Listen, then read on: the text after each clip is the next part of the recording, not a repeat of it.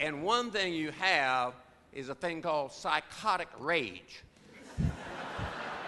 that begins to come up in you. And I learned a long time ago, when you feel that coming and you're in a room full of chronically normal folks, leave the room.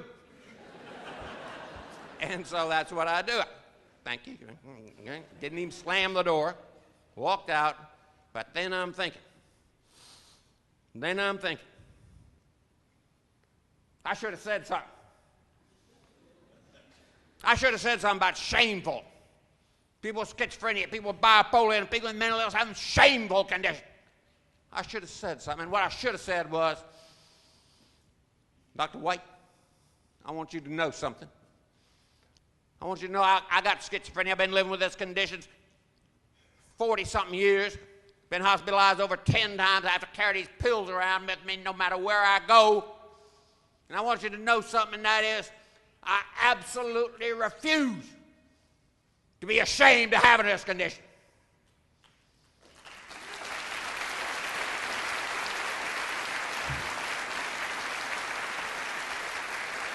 Yeah, you're applauding. That's nice. Thank you. But you know what's coming next. Yeah, I want to know something.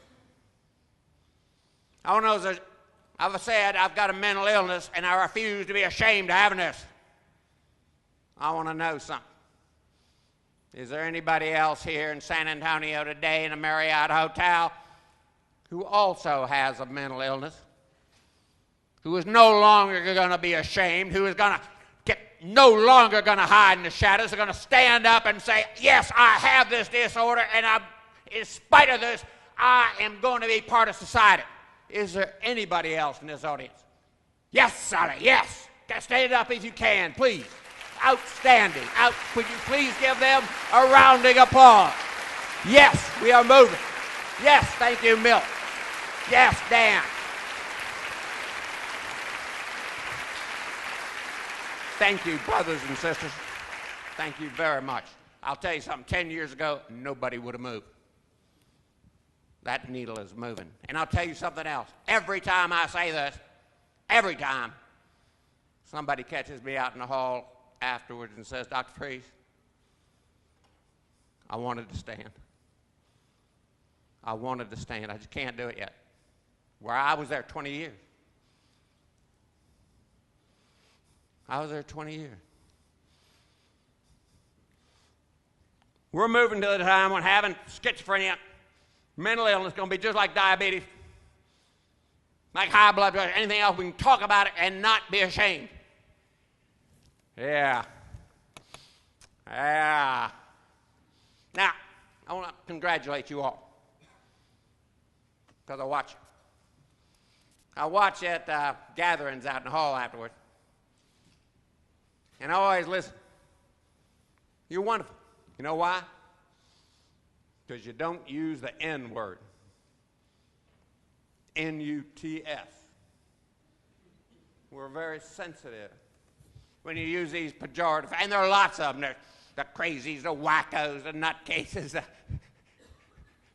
bats in the belfry. I mean, you got jillions, normals got jillions of ways they exclude us from their company. But you're very sensitive. But I went out last night to dinner with, I mostly hang around. I mean, who else would put up with me? I mostly hang around with mental health people. And most of them, I mean, I am on automatic. You use the N word and I am at you. Well, I've asked my consumers and they said it's okay if I do it, doesn't hurt their feelings. I don't care what they said. Get this. But last night, I'm out there, family situation. They're friends of using the N word, using the C, and I didn't go into attack mode. But we got work to do. We are excluded. With your help, we're going to overcome. Now, my 8 hours of talk here, crisis intervention team. You got the mental health courts. This is our first one in the northern United States, Judge Stormer. We got this new sequential intercept thing. We're bringing what started with CIT and the mental health courts. We're bringing that to corrections. We're bringing it to parole and probation. I just had the honor of addressing 700 probation officers in Cook County, Chicago last week, and their national association, and community corrections. I'll tell you something. Over and over, I testified to the Social Security Administration in San Francisco because they're putting schizophrenia in a compassion allowance new category. And they had a Social Security Administrator, and I'm telling him about CIT, and he says, our Social Security people need this. Everybody needs what the teachers have been getting. So you're really breaking the mold here. Now, as I said, I've got an important message here. The most interesting 8 hours I'll skip over.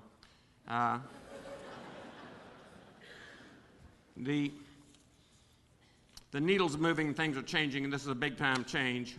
And in 1990, the most quoted graph in all schizophrenia was this one.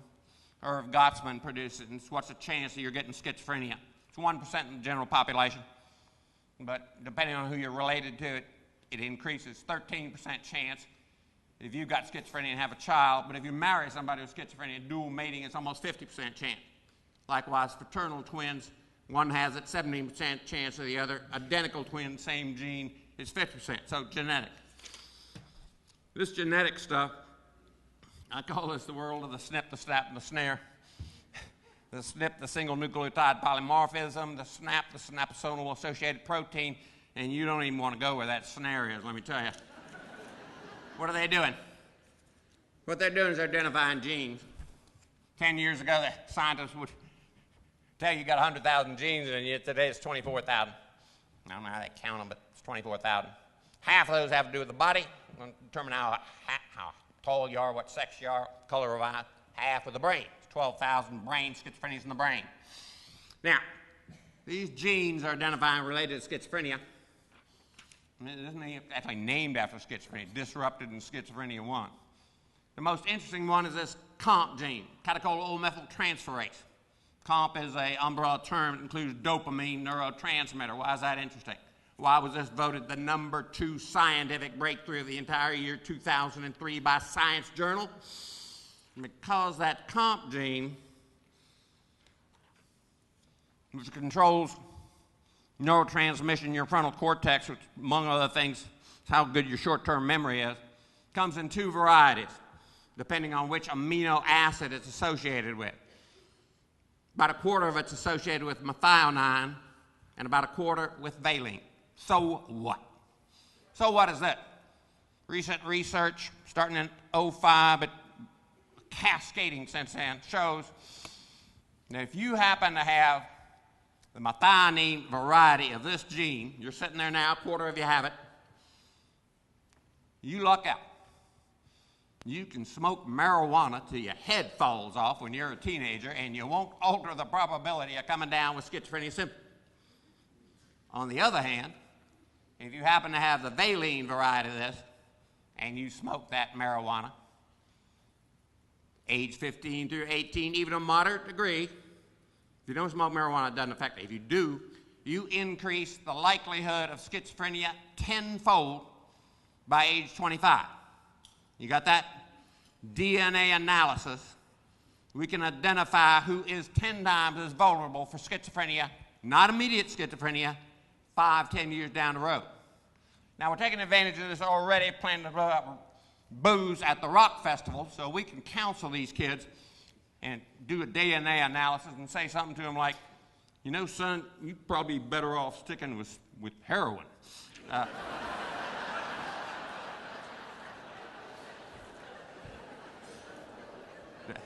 The judges didn't laugh at that joke at all. So.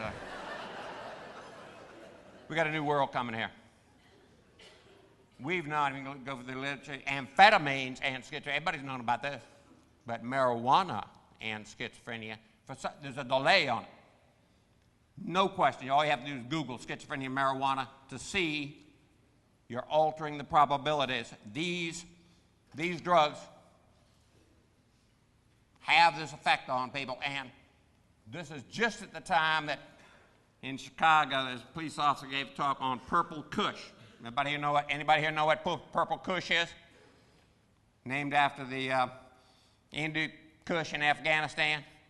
New type of marijuana, THC type drug, maybe 10 times as potent, just coming in Chicago. And I'm going, whoa, these Chicago people. I get back to Akron, start telling my folks. One of the consumers comes in the other room and says, oh, you want some? I got the number. Yeah. Just at that time, they're coming in with much more potent THC. Marijuana type drugs. We're finding out these things. And by the way, this is why the research was done. Why was it done? Because who did it? The Dutch did it. Why'd they do it? Because their kids were going over the border to Germany to get the stronger stuff, and they're coming down with schizophrenia. They did the research worldwide, and now we know about marijuana. I always like to, no, wait a minute. Worst thing about schizophrenia is not being able to time a talk so it ends on time. Yeah. I got 10 o'clock here. I think I'm supposed to be over. I got 4 kids, all doing well. 3 of the 4 have been on psychotropic medication. They started on them when they were teenagers before there was research on kids. And so 60 Minutes got a hold of this story. By the way, I understand CBS may be coming into Akron here soon. They came in, they're sitting in our living room for 3 hours, 60 Minutes, talking to my kids about taking the medications. It's amazing what your kids will tell 60 Minutes. They never tell their own parents. But 60 Minutes got scooped by the Wall Street Journal. We found ourselves on the front of the Wall Street Journal, 2 million copies going out that year. We figured, whoa, hey, this is great. We won't have to send out nearly as many Christmas cards as this year. So the message from me and from my family to you and yours is